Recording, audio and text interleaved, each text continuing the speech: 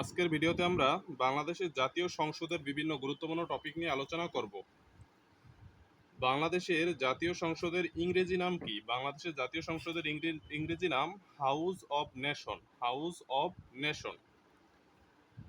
দেশের সর্বোচ্চ আইন প্রণয়নকারী কর্তৃপক্ষ হচ্ছে আইনসভা। এই আইনসভাই হচ্ছে জাতীয় সংসদ। বাংলাদেশের আইনসভার নাম হচ্ছে জাতীয় সংসদ বা ইংরেজিতে হাউস অব নেশন। এটি হচ্ছে দেশের সর্বোচ্চ আইন প্রণয়নকারী কর্তৃপক্ষ হচ্ছে এই আইনসভা। বাংলাদেশের আইনসভা এক কক্ষ বিশিষ্ট।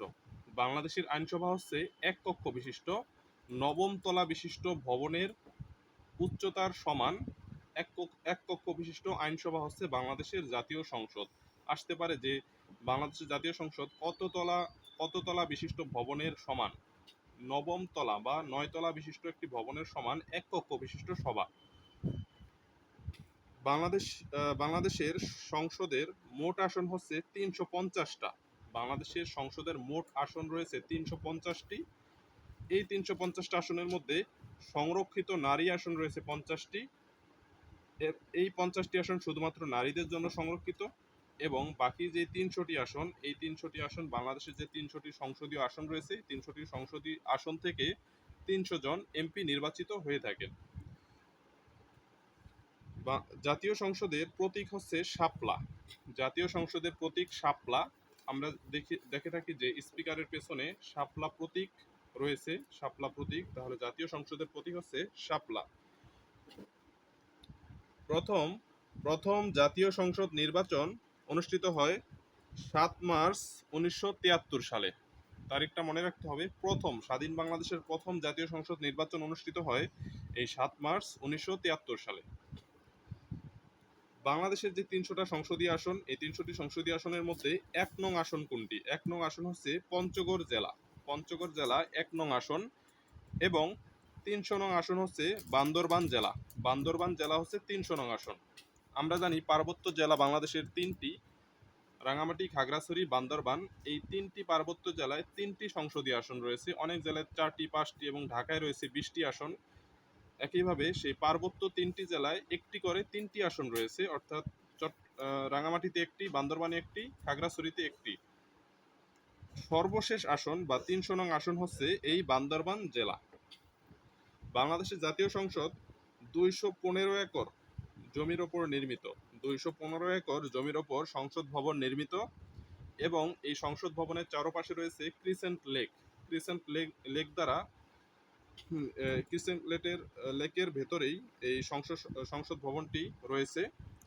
ক্রিসেন্ট লেক, সংসদের বাইরে যে লেকটি, এটির নাম হচ্ছে ক্রিসেন্ট লেক। এই লেকটির নাম মনে রাখতে হবে, crescent lake.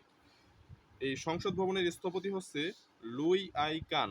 Luis I Kahn, যিনি যুক্তরাষ্ট্রের একজন স্থপতি, তিনি জাতীয় সংসদের স্থপতি লুই আই কান। সংসদ সভাপতিকে সংসদ সভাপতি হচ্ছেন স্পিকার। সংসদ সভাপতি হচ্ছেন স্পিকার, আর সংসদ নেতা হচ্ছেন প্রধানমন্ত্রী। সংসদ নেতা প্রধানমন্ত্রী, আর সংসদের সভাপতি বা যিনি সংসদটাকে পরিচালনা করেন তিনি হচ্ছেন স্পিকার। এরপরে সংসদ অধিবেশন আহ্বান করেন কে? সংসদের অধিবেশন আহ্বান করেন রাষ্ট্রপতি।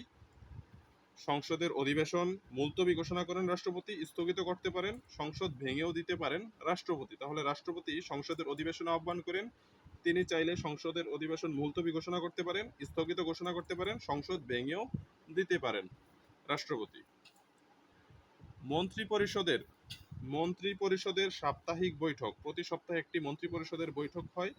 এটি বসে প্রতি সপ্তাহের সোমবারে মন্ত্রিপরিষদের সাপ্তাহিক বৈঠক অনুষ্ঠিত হয়।